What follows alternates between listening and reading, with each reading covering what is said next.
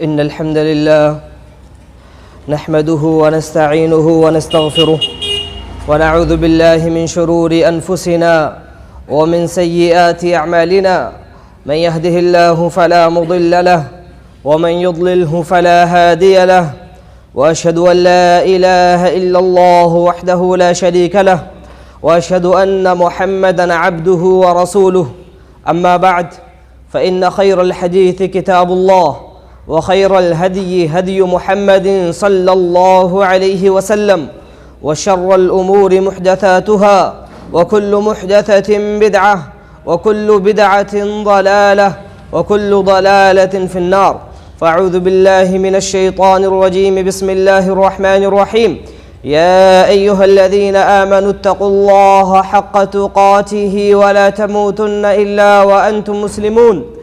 يا أيها الناس اتقوا ربكم الذي خلقكم من نفس واحدة وخلق منها زوجها وبث منهما رجالا كثيرا ونساء واتقوا الله الذي تساءلون به والأرحام إن الله كان عليكم رقيبا.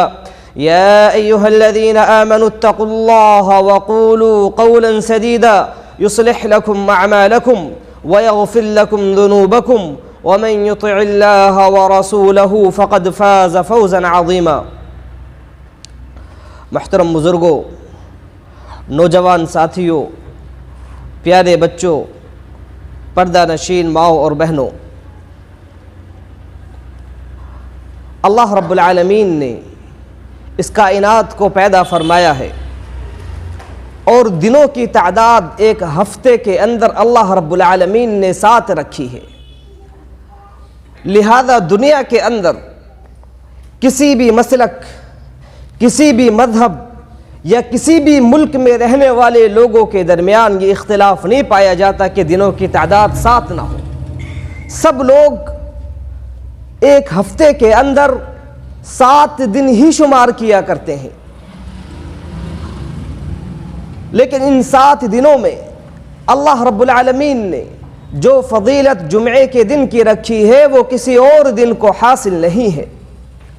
ہم سے پہلی امتیں بھی ہفتے کے اندر افضل دن کو تلاش کیا کرتی تھیں، لیکن انہیں اللہ رب العالمین نے جمعے کا دن عطا نہیں کیا.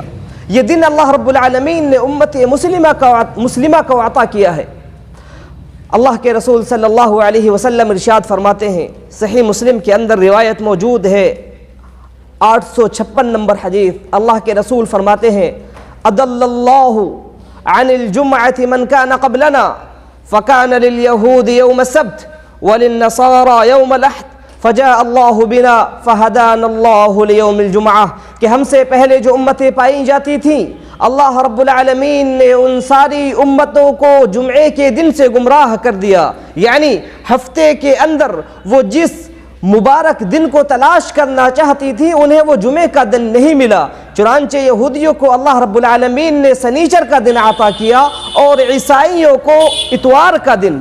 اور پھر امت مسلمہ آئی جو کہ آخری امت ہے، تو اللہ رب العالمین نے اس امت کو جمعے کا دن بطور فضیلت عطا فرمایا.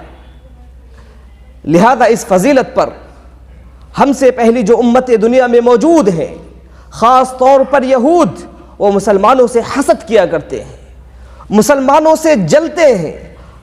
حضرت عائشہ رضی اللہ تعالی عنہا واقعہ بیان کرتی ہیں کہ وہ اللہ کے رسول صلی اللہ علیہ وسلم کے پاس گھر میں موجود تھی کہ ایک یہودی اندر آنے کی اجازت لیتا ہے اور کہتا ہے السلام علیک. اللہ کے رسول جواب دیتے ہیں وعلیک. حضرت عائشہ کو غصہ آتا ہے کہ یہ شخص کس گستاخانہ انداز میں اللہ کے رسول کو سلام کر رہا ہے. حقیقت یہ ہے کہ یہودی نے جو لفظ کہا تھا السلام علیک، السلام علیک کا مطلب ہوتا ہے کہ تم پر موت طاری ہو، تم پر موت طاری ہو. یہ السلام علیک کا مطلب ہوتا ہے. السلام معنی ہوتا ہے عربی میں موت. یہاں ایک چیز غور کرنے کی ہے کہ ہم اپنے سلاموں پر غور کریں کہ مسلمانوں کے معاشرے کے اندر بہت سارے لوگ سلام کرتے ہوئے کہتے ہیں السلام علیکم، السلام علیکم. عجیب عجیب انداز میں لوگ سلام کرتے ہیں. حالانکہ جو سلام کرنے کا جملہ اللہ کے رسول سے ثابت ہے وہ ہے السلام علیکم ورحمۃ اللہ وبرکاتہ، یعنی آپ کو السلام علیکم کہنا ہے کہ آپ کے اوپر اللہ کی سلامتی نازل ہو۔ سلام ایک طریقے سے دعا ہوا کرتا ہے، لیکن وہ یہودی مسجد کے اندر آیا، اللہ کے رسول سے ملنے آیا، تو اس نے اللہ کے رسول کو دعا نہیں دی بلکہ کہا السلام علیک، کہ تم پر موت ہو۔ اللہ کے رسول نے جواب دیا وعلیک، اور آپ پر بھی، اور اللہ کے رسول نے کچھ نہیں کہا۔ اتنے میں دوسرا شخص آتا ہے، وہ بھی اجازت لیتا ہے اور کہتا ہے السلام علیک، کہ تم پر موت ہو۔ اللہ کے رسول کہتے ہیں وعلیک۔ حضرت عائشہ کو بڑا غصہ آتا ہے کہ یہ شخص بد دعائیں دیتے جا رہے ہیں اور اللہ کے رسول خاموش بیٹھے ہیں، کچھ نہیں کہہ رہے، صرف وعلیک کہہ دیتے ہیں۔ تیسرا شخص آتا ہے، وہ بھی کہتا ہے السلام علیک۔ اللہ کے رسول جواب میں کہتے ہیں وعلیک، کہ تم پر بھی۔ حضرت عائشہ سے برداشت نہیں ہوتا، وہ کہتی ہے جواب دیتے ہوئے کہ وعلیکم السلام وعلیکم السلام والقردۃ والخنازیر، کہ تم پر موت نازل ہو، تم پر اللہ کی لعنت نازل ہو، تمہیں سور اور بندر بنا دیا گیا۔ اللہ کے رسول کہتے ہیں ماہ ان اللہ لا يحب الفحش ولا التفحش، کہ عائشہ یہ کیا کر رہی ہو، چپ ہو جاؤ۔ اللہ رب العالمین فحش گوئی کو پسند نہیں کرتا۔ انہوں نے ہم پر بد دعا کی، ہم نے ایک لفظ کے ذریعے وہ بد دعا ان پر واپس کر دی، اور یہ بد دعا ان کے لیے قیامت تک ان کے ساتھ چمٹی رہے گی۔ اس کے بعد اللہ کے رسول حضرت عائشہ سے کہتے ہیں اے عائشہ انہم لا يحسدوننا على شيء كما يحسدوننا على الجمعة التي هدانا الله لها وضلوا عنها، کہ یہ ہم سے جتنا حسد کرتے ہیں، اس حسد میں سب سے زیادہ حسد یہ کرتے ہیں جمعے کے دن پر کہ امت مسلمہ کو جمعے کا دن حاصل ہے اور انہیں جمعے کا دن نہیں ملا۔ آگے اللہ کے رسول کہتے ہیں وَعَلَى الْقِبْلَةِ الَّتِي هَدَانَ اللَّهُ لَهَا وَضَلُّوا عَنْهَا، کہ ہم سے یہ حسد کرتے ہیں اس قبلے پر، بیت المقدس ان کا قبلہ ہے، ہمیں اللہ رب العالمین نے خانہ کعبہ عطا کیا ہے، تو اس قبلے پر یہ ہم سے حسد کرتے ہیں کہ انہیں اللہ نے بیت المقدس دیا، جبکہ دنیا کے اندر سب سے پرانا گھر خانہ کعبہ ہے۔ خانہ کعبہ مسلمانوں کو اللہ رب العالمین نے بطور قبلہ عطا کیا ہے۔ تیسری چیز اللہ کے رسول کہتے ہیں وَعَلَىٰ قَوْلِنَا خَلْفَ الْإِمَامِ آمین، کہ یہ تیسری چیز جس پر ہم سے حسد کرتے ہیں امام کے پیچھے نماز میں آمین کہنے پر۔ اللہ کے رسول صلی اللہ علیہ وسلم نے یہودیوں کے حسد کے بارے میں ہمیں بتلایا۔ یہ دن اصل میں اتنا عظیم ہے کہ یہودیوں کا حسد کرنا بنتا ہے۔ اللہ کے رسول فرماتے ہیں ان یوم الجمعۃ سید الایام، کہ جمعے کا دن یہ دنوں کا سردار ہے۔ وَأَعْظَمُ عِنْدَ اللَّهِ، اور یہ اللہ کے نزدیک بہت عظیم دن ہے۔ وَهُوَ أَعْظَمُ مِنْ يَوْمِ الْأَضْحَى وَيَوْمِ الْفِطْرِ، یہ جملہ غور کرنے لائق ہے۔ اللہ کے رسول فرماتے ہیں کہ یہ دن اللہ کے نزدیک عید الفطر اور عید الاضحیٰ کے دن سے زیادہ عظیم ہے۔ جمعے کا دن عید الفطر اور عید الاضحیٰ سے زیادہ اللہ رب العالمین کے یہاں عظیم ہے۔ اسی لیے اللہ کے رسول صلی اللہ علیہ وسلم نے ابن ماجہ کی دوسری روایت میں فرمایا ان هذا یوم عید جعلہ اللہ للمسلمین، کہ یہ دن اللہ رب العالمین نے مسلمانوں کے لیے عید کا دن بنایا ہے، یعنی جمعے کا دن، آج کا دن مسلمانوں کے لیے ہفتہ واری عید اللہ رب العالمین نے قرار دیا ہے۔ اس دن کے اندر اللہ رب العالمین نے انتہائی عظیم کام انجام دیے ہیں۔ اللہ کے رسول فرماتے ہیں، صحیح مسلم کی روایت ہے، حدیث نمبر 854، کہ خیر یوم طلعت فیہ الشمس یوم الجمعہ، کہ سورج نے آج تک جمعے سے افضل دن نہیں دیکھا۔ سورج روزانہ طلوع ہوتا ہے لیکن جمعے سے افضل دن سورج نے آج تک نہیں دیکھا۔ سب سے افضل دن ہے تو وہ جمعے کا دن ہے۔ یہ افضل دن کیوں ہے؟ اللہ کے رسول فرماتے ہیں فیہ خلق اللہ آدم، کہ اسی دن اللہ رب العالمین نے آدم علیہ السلام کو پیدا فرمایا، وفیہ ادخل الجنہ، اور اسی دن اللہ نے آدم کو جنت کے اندر داخل کیا، وفیہ اخرج منہا، اور جمعے کے دن ہی آدم علیہ السلام کو جنت سے نکالا گیا۔ یہ سوال ذہن میں اٹھتا ہے کہ آدم علیہ السلام کو پیدا کرنا، انہیں جنت میں داخل کرنا، یہ تو فضیلت کا کام ہے، لیکن جنت سے نکالنے میں کون سی فضیلت ہے؟ میرے عزیزو، آدم علیہ السلام کو اللہ نے جنت سے نکال کر دنیا کے اندر بھیجا۔ اگر آدم علیہ السلام کو جنت سے نہ نکالا جاتا تو مؤمنوں کا ایمان کافروں کے کفر سے کیسے جدا ہوتا؟ یہ کیسے پتہ چلتا ہے کہ فلاں شخص مومن ہے فلاں شخص کافر ہے؟ یہ کہ جب انسان دنیا کے اندر زندگی گزارتا ہے تو وہ برائیاں بھی دیکھتا ہے اور ایمان کی حالت بھی دیکھتا ہے، وہ ایمان پر ڈٹا رہتا ہے، برائیوں سے بچا رہتا ہے، وہ صبر کرتا ہے، صبر کی نعمت اسے ملتی ہے، وہ کفر کو چھوڑتا ہے اور اسلام جیسی عظیم نعمت کو حاصل کرتا ہے۔ یہ ساری فضیلتیں دنیا میں آنے کے بعد ہی حاصل ہوئی ہیں، اور اس دنیا کو اللہ رب العالمین ختم کر دے گا۔ وَفِيهِ تَقُومُ السَّاعَةُ، کہ اسی دن اللہ رب العالمین جس دن آدم علیہ السلام کو دنیا میں بھیجا تھا اسی دن اللہ اس دنیا کو ختم کر دے گا، یعنی جمعے کے دن قیامت برپا ہو جائے گی۔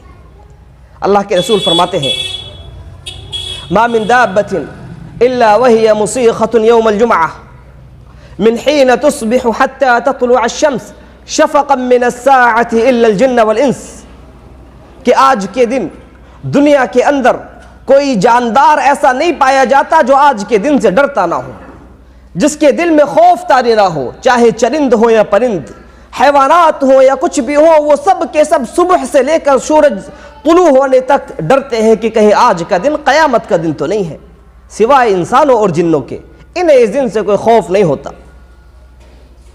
میرے عزیزو، یہ چیز غور کرنے کی ہے کہ اس دن کے اندر اللہ رب العالمین نے اس دن کی فضیلت کے لیے ایک گھڑی، ایک وقت ایسا رکھا ہے کہ جس وقت میں انسان اللہ سے دعا کرے تو اس کی دعا قبول ہوتی ہے۔ اس وقت میں، اس دن میں اللہ نے ایک وقت ایسا رکھا ہے کہ انسان اللہ رب العالمین سے دعا کرے تو اس کی دعا قبول ہوتی ہے، اللہ رب العالمین اس کی دعا کو رد نہیں کرتا۔ اللہ کے رسول صلی اللہ علیہ وسلم فرماتے ہیں ان فی یوم الجمعۃ ساعۃ ان فی یوم الجمعۃ لساعۃ لا یوجد مسلم یصلی یسأل اللہ تبارک وتعالی شیئا الا اعطاہ ایاہ واشار بیدہ یقللها۔ صحیح مسلم کی روایت ہے، اللہ کے رسول فرماتے ہیں کہ اس دن ایک گھڑی ایسی پائی جاتی ہے کہ جس میں انسان اللہ سے جو بھی دعا کرتا ہے اللہ رب العالمین اس کی دعا کو قبول کرتا ہے۔ ایک سوال ذہن میں پیدا ہوتا ہے کہ اتنی مبارک گھڑی، اتنا عظیم وقت کہ جس میں انسان دعا کرے تو اس کی دعا قبول ہو جائے، اس کی دعا رد نہیں کی جائے گی، 100% دعا قبول ہوگی، تو آخر وہ وقت اللہ نے سب کو بتا کیوں نہیں دیا کہ یہ فلاں وقت ہے، کہ اس وقت میں دعا قبول ہوتی ہے، کہ اس وقت آپ اٹھیں، یہ آدھا گھنٹہ 1 گھنٹہ ہے، اس وقت میں آپ جو بھی اللہ سے دعا مانگے آپ کی دعا قبول ہو جائے گی۔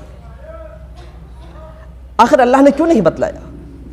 میرے عزیزو، یہ ایک قاعدہ ہے، انسانیت کا قاعدہ ہے کہ جس چیز کو انسان ویلیو دیتا ہے، جس چیز کی انسان کی نظر میں قیمت ہوتی ہے اسے انسان چھپا کر رکھتا ہے۔ مثال کے طور پر آپ ایک گھر بنانا چاہتے ہیں، آپ گھر کے لیے اینٹیں لے کر آتے ہیں 50,000 روپے کی، وہ اینٹیں آپ کیا کرتے ہیں؟ کیا لانے کے بعد آپ انہیں لاکر میں بند کر دیتے ہیں یا باہر سڑک پر رکھ دیتے ہیں؟ آپ ان اینٹوں کا چٹا بنا کر باہر چھوڑ دیتے ہیں، جبکہ ان اینٹوں کی قیمت کتنی ہے؟ 50,000 روپے۔ وہیں پر آپ کے پاس 50,000 روپے ہو تو آپ انہیں باہر نہیں چھوڑتے بلکہ اندر تجوری میں لاک کر کے رکھتے ہیں، حالانکہ اینٹوں کی قیمت بھی 50,000 ہے اور وہ پیسے جو آپ کے پاس تھے نقدی شکل میں، نوٹوں کی شکل میں، ان کی قیمت بھی 50,000 ہے، لیکن آپ 50,000 پیسوں کی حفاظت زیادہ کرتے ہیں، اینٹوں کی حفاظت نہیں کرتے، کیونکہ پیسوں کی قیمت آپ کی نظر میں زیادہ ہے۔ انسان ان پیسوں کو لے کر گھر سے باہر نکلتا ہے تو چھپا کر نکلتا ہے کہ کہیں کسی کی نظر پیسوں پہ نہ پڑ جائے، اس انداز میں پیسوں کو رکھتا ہے کہ کسی کو پتہ نہ چلے کہ میری جیب میں پیسے رکھے ہوئے ہیں۔ خواتین و حضرات، یہی قیمت اللہ نے اسلام میں خواتین کو بھی دی ہے، خواتین کو بھی اسلام نے چھپا کر رکھنے کا حکم دیا ہے۔ کس لیے؟ اس لیے کہ اسلام کی نظر میں خواتین قیمتی ہیں۔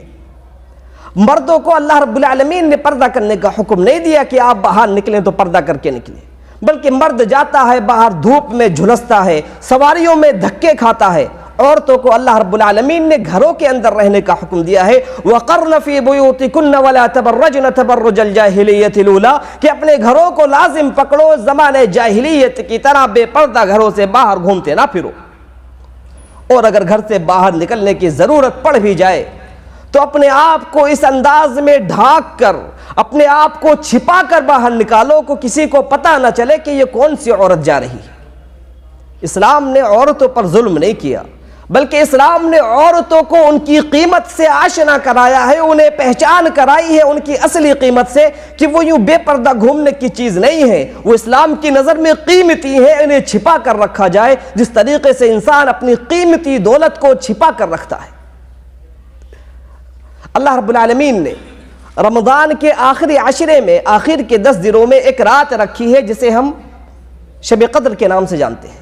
اللہ رب العالمین نے اس رات کو چھپا کر رکھا ہے، کیونکہ وہ رات اللہ کے یہاں قیمتی رات ہے۔ ایک رات کی عبادت 1000 مہینوں کی عبادت سے افضل ہے، اسی لیے اللہ نے اس رات کو چھپایا ہے۔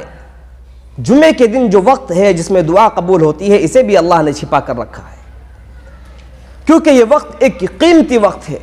اگر اللہ ان چیزوں کو نہ چھپاتا، شب قدر کو نہ چھپاتا، جمعے کے دن قبولیت کی گھڑی کو نہ چھپاتا، تو ہر ایرا غیرہ جمعے کی فضیلت کو حاصل کرنے کی کوشش کرتا کہ وہ گھڑی مجھے مل جائے اور میں اس میں اللہ سے دعا کر لوں۔ اسی لیے اللہ نے چھپایا کہ اس گھڑی تک وہی لوگ پہنچ سکیں جو حقیقت میں حقدار ہیں، جو تلاش کرتے ہیں، جستجو کرتے ہیں، محنت کرتے ہیں، اس وقت کو کھوجتے ہیں، انہی کو وہ گھڑی ملے، باقی دوسرے لوگوں کو نہ ملے۔ لہذا علماء اکرام نے اللہ کے رسول صلی اللہ علیہ وسلم کی احادیث کو جمع کیا، اور جمع کرنے کے بعد اس نتیجے پر پہنچنے کی کوشش کی کہ یہ گھڑی کب پائی جاتی ہے۔ جو جمعے کا دن ہے، صبح سے لے کر شام تک، اس وقت میں یہ وقت کب ہے کہ جب دعا قبول ہوتی ہے۔ میرے عزیزو، علماء اکرام کے 40 سے زیادہ اقوال ہیں۔ کوئی کہتا ہے کہ فلاں وقت میں یہ گھڑی پائی جاتی ہے، کوئی کہتا ہے فلاں وقت یہ گھڑی پائی جاتی ہے، لیکن جو سب سے زیادہ راجح قول ہے وہ 2 ہیں۔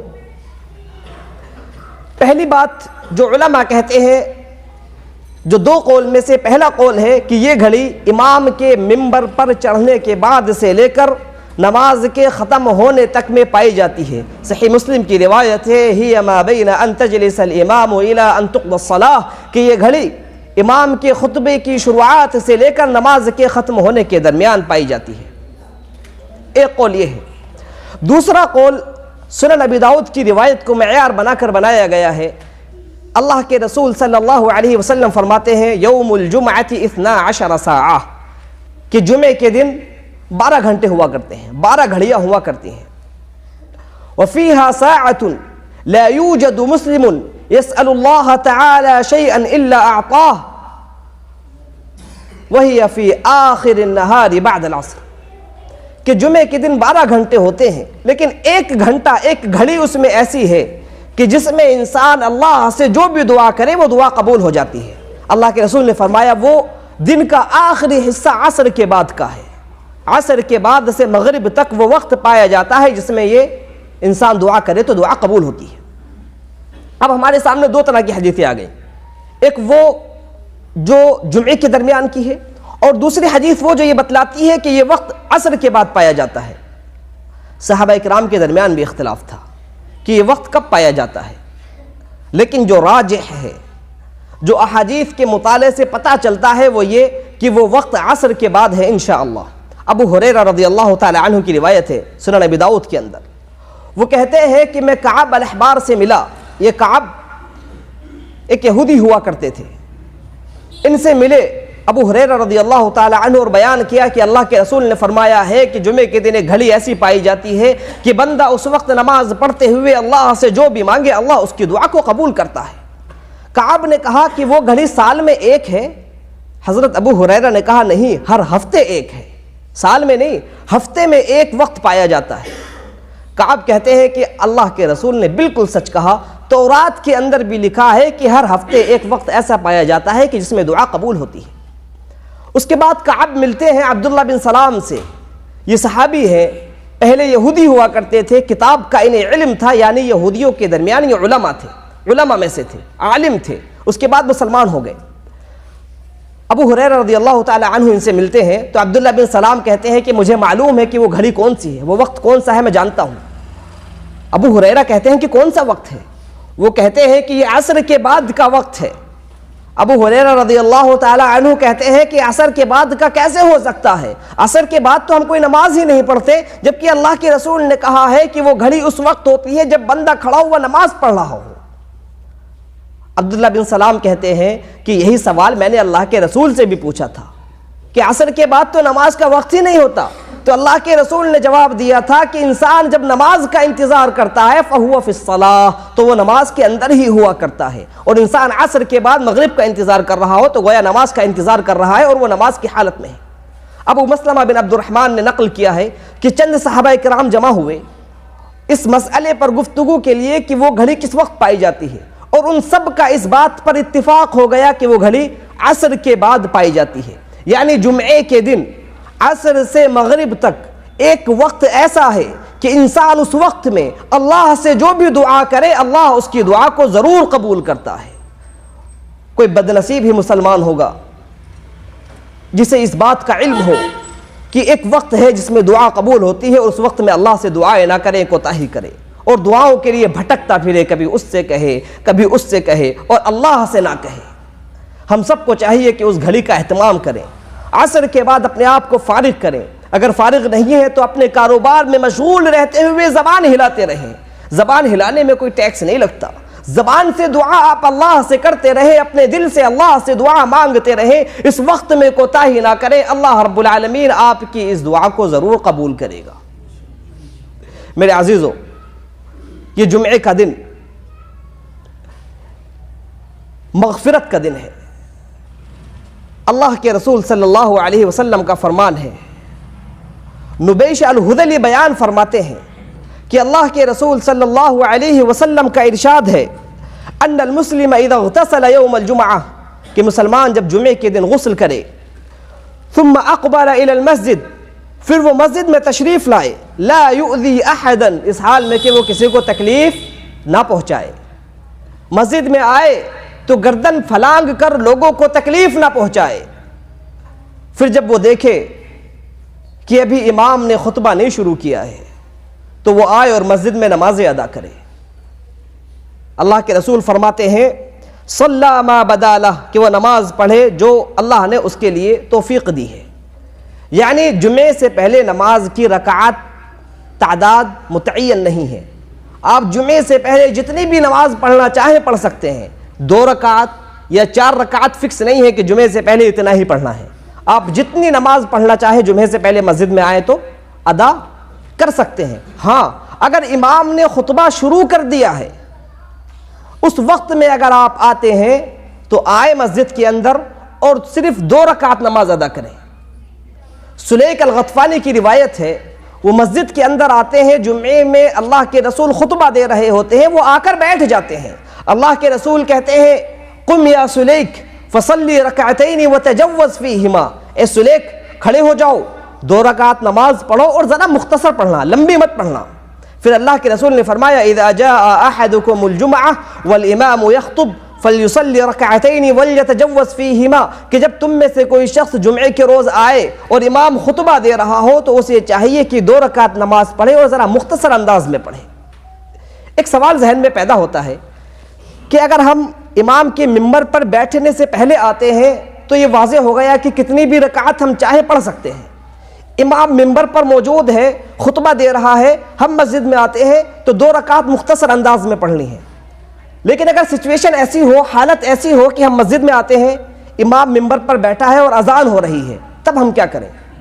کھڑے ہو کر اذان کا جواب دیں یا پھر سنتیں پڑھ لیں اور پھر بعد میں امام کا خطبہ سنیں؟ یہ بات ہم سب جانتے ہیں کہ جمعے کے روز خطبہ واجب ہے، خطبہ سننا بھی ضروری ہے، اور اذان کا جواب دینا یہ سنت ہے، یہ واجب نہیں ہے۔ اگر اذان کا جواب آپ نہ دیں تو گناہگار نہیں ہوں گے، لیکن اگر آپ جمعے کا خطبہ مسجد میں رہتے ہوئے نہ سنیں، کھیلتے رہیں، موبائل میں لگے رہیں تو آپ گناہگار ہیں۔ ایسی حالت میں جب آپ مسجد میں آتے ہیں کہ امام اذان دے رہا ہے، آپ آئیں مسجد کے اندر تو 2 رکعت نماز ادا کریں اذان کی حالت ہی میں، کیونکہ اذان کا جواب دینا سنت ہے اور خطبے کا سننا واجب ہے۔ اگر آپ اس وقت اذان کا جواب دیتے رہیں اور سنتیں بعد میں پڑھیں تو خطبے کے وقت میں جو کہ واجب کا وقت تھا آپ اس وقت سنت ادا کریں گے، جبکہ آپ کے پاس وقت تھا، مہلت تھی کہ آپ اس سے پہلے ہی نماز ادا کرنا شروع کر سکتے تھے. لہذا جب اذان ہو رہی ہو ہم مسجد کے اندر آئیں تو ہمیں چاہیے کہ 2 رکعت نماز پڑھنی آتے ہی شروع کر دیں, اذان کے ختم ہونے کا انتظار نہ کریں بلکہ 2 رکعت نماز پڑھیں. اس کے بعد جب خطبہ شروع ہو جائے تو ہم خطبے کو سنیں. اس کے بعد اللہ کے رسول صلی اللہ علیہ وسلم فرماتے ہیں کہ جب امام خطبے کے لیے نکل جائے تو انسان کو چاہیے کہ وہ جلس فاستمع وانصت, کہ وہ بیٹھے اور خاموشی کے ساتھ امام کے خطبے کو سنے. اللہ کے رسول نے کیا فرمایا کہ صبح غسل کرے, جلدی مسجد کے لیے نکلے, کسی کو تکلیف نہ پہنچائے, اور اگر امام نے خطبہ شروع نہیں کیا ہے تو وہ اللہ کے لیے جتنی نمازیں ادا کر سکتا ہو کرے, اور پھر جب خطبہ شروع ہو جائے تو وہ بیٹھے اور امام کا خطبہ غور سے سنے.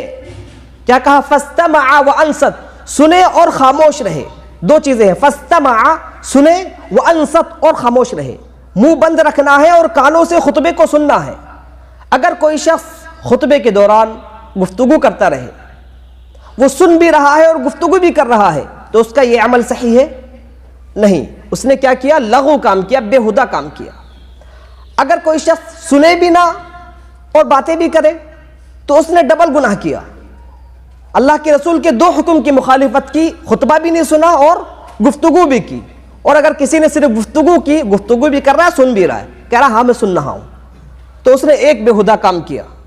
اور اللہ کے رسول فرماتے ہیں من مس الحصا فقد لغا, کہ جس نے کنکری سے کھلواڑ کیا اس نے بھی بےہودہ کام کیا. اور اگر کوئی بےہودہ کام کرتا ہے تو اللہ کے رسول کہتے ہیں کتب لہ ظہرا, تو اس کا جمعہ نہیں ہوا, اس کا جمعہ نہیں ہوا, اس کی وہ ظہر کی نماز لکھی جاتی ہے. اس لیے ہمیں چاہیے کہ ہم مسجد میں آئیں تو بےہودہ چیزوں سے اعراض کریں. خطبے کا وقت ہو تو خاموشی سے بیٹھ کر امام کا خطبہ سنیں, کیونکہ ہم ہفتے میں 1 دن آتے ہیں نصیحت حاصل کرنے کے. تو ہمیں چاہیے کہ اس وقت کسی چیز سے کھلواڑ نہ کریں بلکہ غور سے بیٹھ کر امام کا خطبہ سنیں.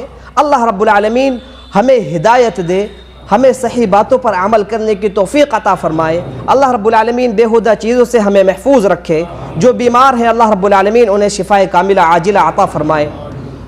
جن بھائیوں نے ہم سے دعاؤں کے لیے کہا ہے, کسی کی بہن بیمار ہیں, کسی کی والدہ بیمار ہیں, اللہ رب العالمین سارے مریضوں کو شفائے کاملہ عاجلہ عطا فرمائے. جو مقروض ہیں اللہ رب العالمین ان کی قرض کی ادائیگی کے فیصلے فرمائے. آمین. وآخر دعوانا ان الحمد للہ رب العالمین.